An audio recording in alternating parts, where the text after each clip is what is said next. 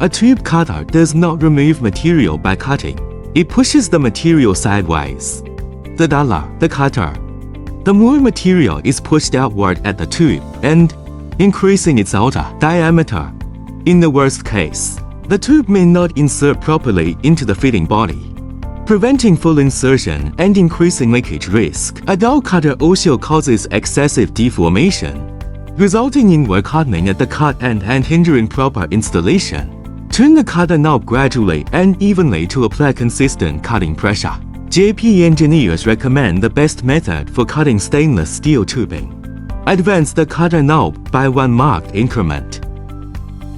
Allow the cutter wheel to rotate twice, and repeat this gradual cycle until the cut is complete. A dull blade or overly fast advancement can deform the tube end and should be avoided. No matter what method is used to cut the tube, both the inner and outer burrs must be removed after cutting. Burrs can prevent proper fitting installation. Tiny metal shavings may clog the flow path, scratch valve seats or tips, damage O-rings or other soft seals, and impair system performance.